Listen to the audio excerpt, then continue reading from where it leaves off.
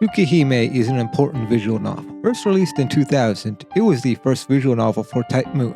More specifically, the team-up between artist and writer pair Kinoku Nasu and Takashi Takuichi. Kara no Kyokai predates this by a bit, but those are novels, and I feel that it's Tsukihime that really started to get people's attention. Despite being a bit rough around the edges, it almost immediately became a cult classic. It's one of those stories that clearly had an influence on multiple creators, like Ryuki 07 with Higurashi no Naku Koro ni. The teacher in Higurashi is even a direct reference to a character in Tsukihime. The success of Tsukihime is what attracted some talented people to work for Type Moon, and grew the company that started with only Nasu and Takuichi. It's no exaggeration to say that Fate Stay Night might not be what it is today without Tsukihime. Tsukihime spawned a direct sequel, Kagetsu Toya, and even spawned a popular fighting game series, Melty Blood. While Tsukihime is successful and beloved, it has obvious shortcomings due to its age and the duo's inexperience at the time. This is why, when a remake was announced in 2008, fans were ecstatic. The idea of Tsukihime with the production values of Fate Stay Night must have been exciting. Then there were 13 years of almost radio silence. Updates on the project were rare and vague. To put things in perspective, Mahio, Fate Grand Order, Fate Extra, and far too many Fate anime projects to mention came out in this period. Fate kept receiving spin-off after spin-off, while Tsukihime felt neglected in comparison. Fans were becoming disillusioned, and it was commonly joked that the remake would never come out, while others latched on to hope that would happen eventually. That hope was answered on December 31st, 2020, when Type Moon suddenly dropped a trailer of the game along with the release window of summer 2021. I remember waking up to the news and it felt surreal. The long-awaited remake was soon approaching. I was excited to play it when it got an English fan translation. Does it live up to over a decade of waiting and expectations? How faithful is it to the original, and what is different? I'm here to talk about all of these things. Tsukihime is a story about Shiki Tono. As a child, he was involved in an accident that nearly killed him. He miraculously survived, but is left with a large scar on his chest, and most curiously, he awakens to the mystic eyes of death perception. His eyes can now see the lines of death, the death of all things. By tracing these lines, he can bring about the absolute death of any person or thing. Fortunately, he has a chance encounter with Ayoko Aozaki, who imparts wise words onto him and gives him glasses that can suppress his mystic eyes, so they don't drive him insane. After this accident, Shiki's father basically kicks him out and sends him to live with distant relatives. 7 years later, the story really starts. His father suddenly dies, and he's called back to live in the Tono mansion, to live with his sister, Akiya. All of this is happening when he crosses paths with a blonde-haired woman. He feels compelled to follow home. He follows her, then slices her to pieces using his mystic eyes. In the original, this was the big hook for the story and what got my interest after the slow introduction. The whole sequence is surreal, and the sudden shift from the normal stuff before makes the reader question what is going on. This sequence is even better in the remake, with the improved presentation. Anyway, Shiki is horrified to see the same woman he thought he killed waiting for him the next day. She chases him down and introduces herself as Arcreed Brunstead. She reveals herself to be a vampire known as a true ancestor, which is how she didn't actually die. But she used up a lot of her power recovering from Shiki's attack. She guilt-trips Shiki into becoming her human shield to protect her from enemy vampires, while she recovers. So everything so far is basically the same as it was in the original game. Tsukihime focuses on the vampire side of the Nasuverse. It's even more horror-focused than something like Heaven's Feel. I was afraid the remake might tone some of it down. Maybe Nasu had gotten soft writing for gacha for so long. I'm very happy to say that I was wrong. It gets extremely dark. It doesn't shy away from gore and other distressing subject matter. Psychological horror, moments when Shiki's sanity is questionable, are marvelous. You can expect to see some of Nasu's common writing quirks, like the long expositions on the lore. There's a scene where Arcreed goes over the vampire hierarchy, explaining the different tiers of dead apostles and the differences between true ancestors. This scene was made more engaging than the usual lore explanations because of how it's presented. Arcreed is giving a lecture to Shiki. She has a whiteboard and draws these diagrams. The whole thing is pretty cute. It's a strong example of how good presentation can elevate scenes that would come across as dull otherwise. I've seen some people complain about Nasu's pacing, the way his stories are slow and focus a bit too much on the mundane slice of life. I don't fully agree with these kinds of criticisms. I think every story needs slower moments to wind down or build up to something big. That said, Tsukihime is very well paced. I think it takes longer to get to the first meeting with Arcreed because of new scenes, but the early portions are still engaging. There's nothing that feels overly drawn out or boring. The thing I've always appreciated about Tsukihime was its small scale. In contrast to Fate Stay Night, which is about the Holy Grail War and these big battles between these people vying for the Holy Grail, Tsukihime feels smaller and more personal. It's about a guy who wants to protect his home and those close to him from vampires, while also coming to terms with his past. The battles felt somewhat grounded and realistic, opposed to the grand battles between heroic spirits.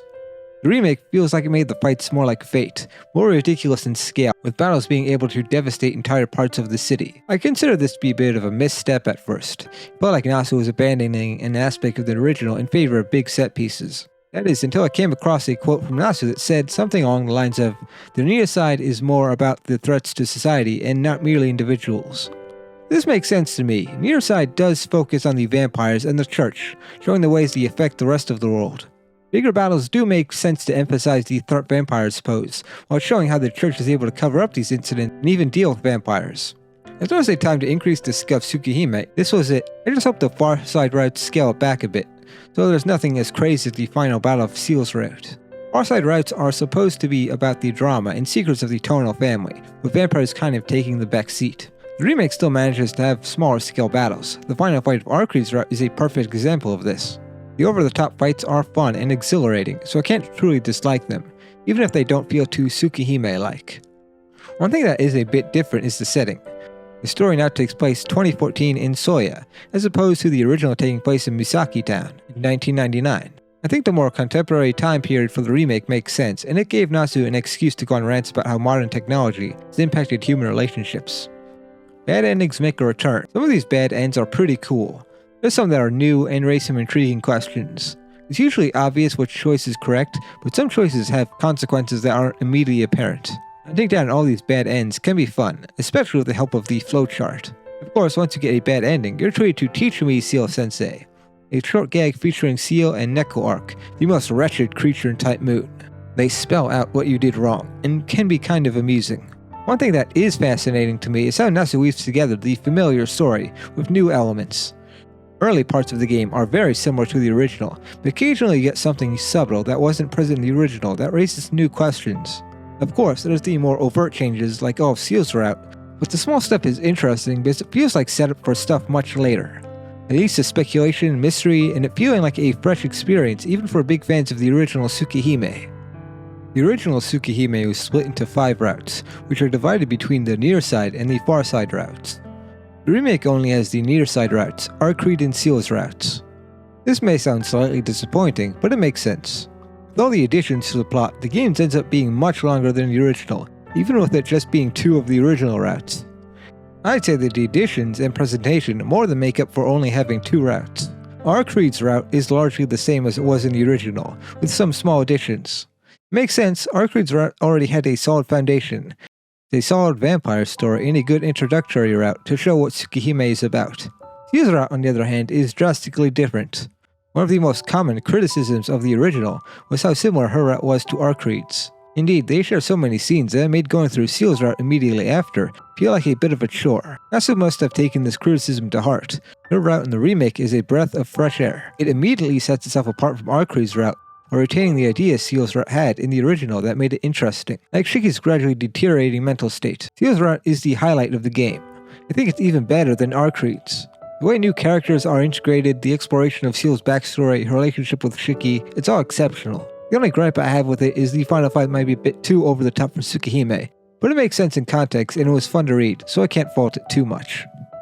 One of the most controversial changes to the remake is the inclusion of the character of Vlav Archangel. He exists as a sort of replacement for Nero Chaos in the original. He's the first dead apostle Shiki encounters. I wouldn't say that Nero is a deep or complex character, but he was memorable.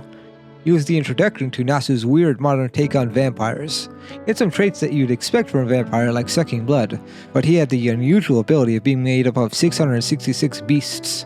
It's an ability so chuny, I love it. Vlav in comparison is a bit more basic. In his design and personality, he's supposed to invoke a classic vampire feeling, like Dracula. Not a bad thing, I actually love his design. However, personality-wise, he doesn't offer much, and his ice ability is kind of quaint in comparison to being made up of 666 beasts. I don't think Vlav is bad or anything. I think he performs the role of first adversary about as well as could be expected. I do wish they explored his backstory a bit. You do get brief glimpses as to why he's like this, but there's still some things about him that are unclear. I wonder if he'll be involved in the second part of the remake, or if they'll give more backstory to him. What I find most amusing is the reason that Nero was replaced with Vlav. Nasu basically said that Nero is too strong, and it would be a waste to make him the first enemy again. I'm pretty sure we'll be seeing Nero again in the far side routes or something. For now, Vlav is a fine replacement, and the battles against him are neat, especially in Seal's route. Time to talk about the characters in detail. Shiki Tono is a wonderful protagonist. I didn't actually care about him much in the original, but the remake has much stronger characterization for him. The remake got me to understand his character a lot more, and now I'd say he's one of the best protagonists Nasu has written. I like how his mystic eyes of death perception give him a greater appreciation for life. He's always surrounded by death, lines reminding him of how fragile life is. Everything is fated to end and could come crumbling down at any moment to him. Yet he's able to cherish life and all the mundane things that come with it. He has such a sincere respect for life that he's even reluctant to kill dead apostles at first. This respect for life is at odds with his supernatural killing abilities and killing of Arcreed, which creates a lot of inner conflict for him. Shiki isn't the first character to have the mystic eyes of death perception. Shiki Ryogi in Karen no Kyokai has these same mystic eyes, but the way it's handled with Tono is slightly different. I think Tsukihime goes more into the physical and psychological effect this power has on him. Using his mystic eyes causes him pain, and it's implied to fry his brain if he uses it too much. The story hints at his background a bit more than I remember compared to the near side routes in the original. Not something truly explored until the far side routes, but he has quite the interesting backstory. Arcreed is the first of the main heroines and is the face of the series, the way Saber is the face of fate. She is Tsukihime, literally. Arcreed is a cute, aloof, and airheaded vampire. I think the way her relationship develops with Shiki is well done. She doesn't actually get out much or engage with humans often, so it makes sense that she would get so attached to Shiki. What I find more fascinating is how she is characterized in Seal's route. Seal's route will remind you that she's a true ancestor, possessing absurd power. She's like a terrifying force of nature. This change makes perfect sense for a character, as she becomes jealous of the relationship between Seal and Shiki. The way the route structure allows you to see different sides of characters and how they can change in different circumstances is brilliant. I actually like her more in this antagonistic role than I did in her own route. She was the other main heroine of the game. I've always really liked her, despite her not being treated too well in the original VN. Maybe it's because she's fun to play Melty Blood, and I thought the idea of her character was pretty cool. Fortunately, she's a lot better than the remake because of how her route was rewritten. She's still the reliable, curry-loving senpai you remember, but I found her interactions with the rest of the cast to be more fun. Power-wise, she received massive buffs. In the original, she was a total jobber, but here she's allowed to be the powerhouse she was hyped up to be, and a worthy rival to Arcreed. The battles with her are all amazing and some of the coolest stuff in the game. The update to her weapon to give it different forms and stuff is incredibly rad. Anyway, aside from the battle stuff, Seal is just a great character all around. Her backstory is really dark. I like how they handle the guilt she feels over it. Her whole character arc about trying to pursue her own happiness, rather than being a vampire killing machine because she doesn't think she deserves happiness, is beautiful. Akiya Tono is Shiki's younger sister that is the current head of the family because Shiki was thrown out. Though she doesn't get that much time in the story because the remake doesn't adapt her route, she's a wonderful character. She's strict about the rules, maybe even more so than she was in the original, but it's clear she cares about her brother immensely. Her behavior is due to her upbringing and being forced to be the family heir after Shiki left. The way Shiki struggles to connect with Aki after 7 years of separation is sweet. They've led such different lifestyles in those 7 years. Aki probably went through a lot and she had to do it alone. I also like how she's presented as even more terrifying than vampires to Shiki, even though his life or death battles are trite compared to Aki's scoldings.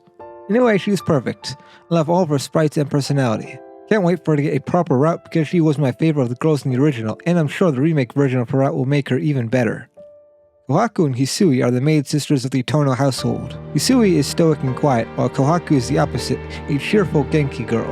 I prefer Hisui, but Kohaku has a ton of dedicated fans. They're both good characters in their own ways. They don't get too much to do because the remake is just the near side routes, but they're still very likable. Aside from the main girls, there's a few supporting characters.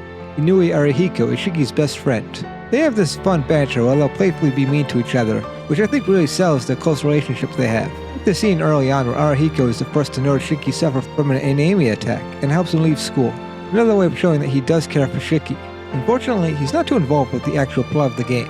The remake gives him a few extra scenes, so it doesn't feel like he completely disappears like the original game, but he still doesn't do that much. I think it's more about what he represents, the normal life that Shiki wants to go back to, which I think is why he becomes less prominent as Shiki gets deeper into the supernatural.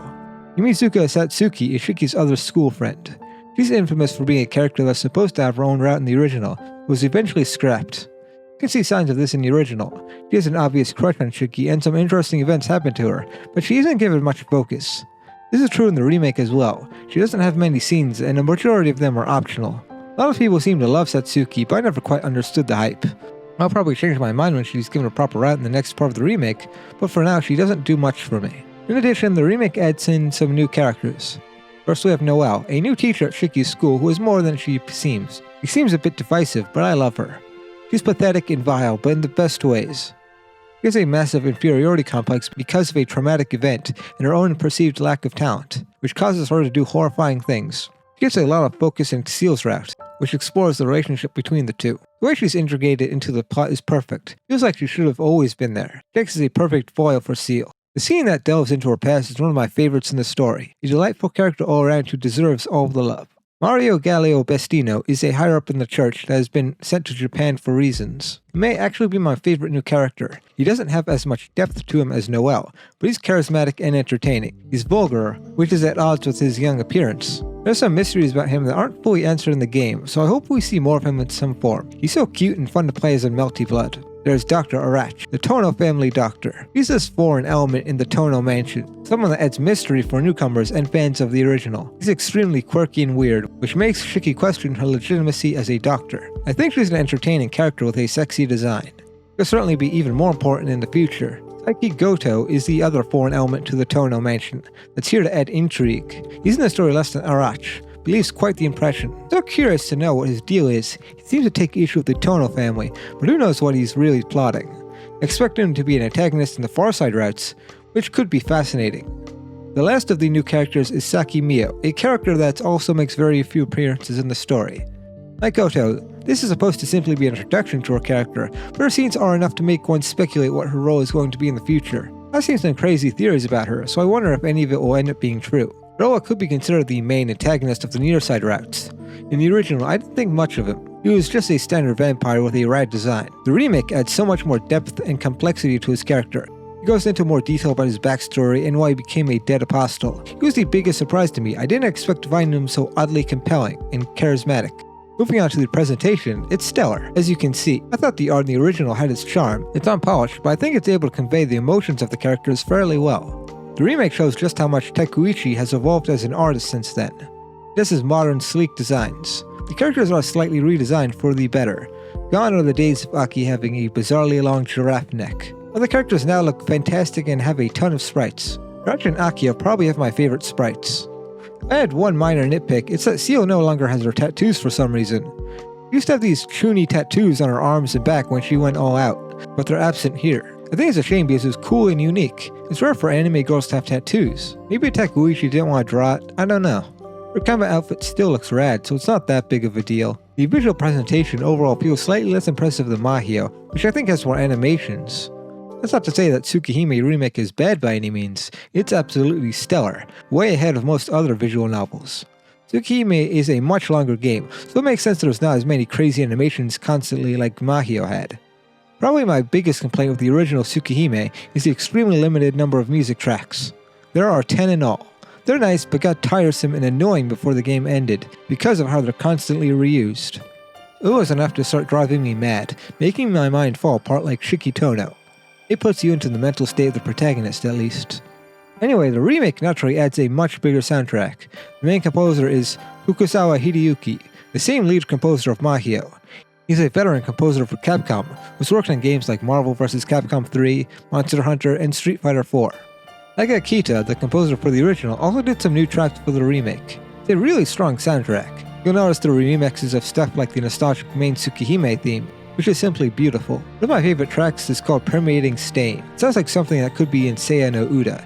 It captures the psychological horror the scenes is used in perfectly.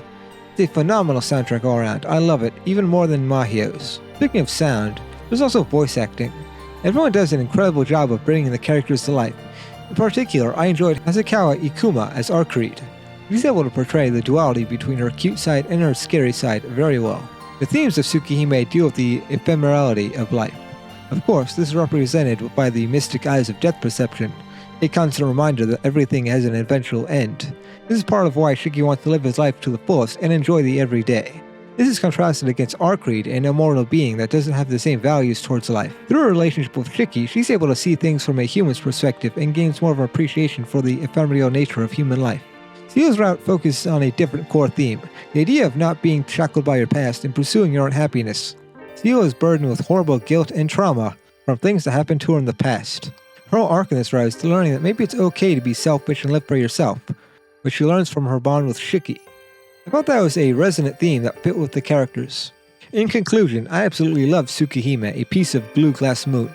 I found it to be a massive improvement over the original game, in basically every way. I was never the biggest fan of Tsukihime, but I didn't expect it to resonate with me so strongly now. It's a testament to how much Nasu and Takuichi have honed their craft in the time between the original and now. I think it's some of the most fun I've had with the game this year. The mesmerizing story, the atmosphere, the characters, everything was on point.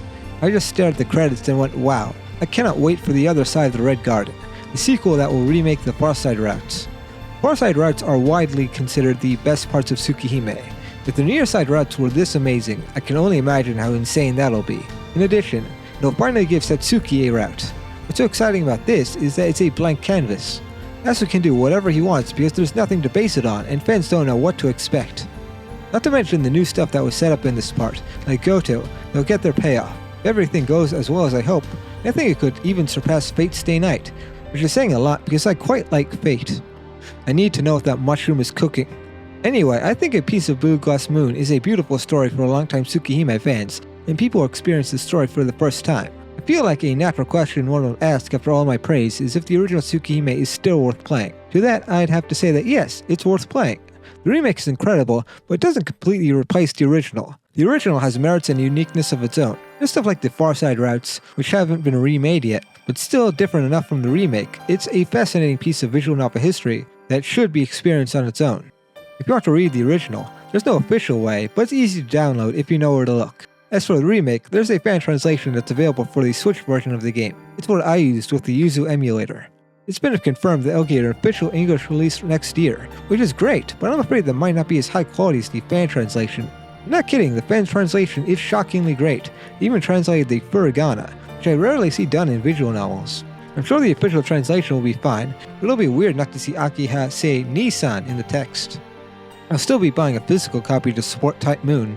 That's basically everything I have to say about Tsukihime. It's a wonderful story that I urge everyone to read when they get the chance. It's an example of a perfect remake.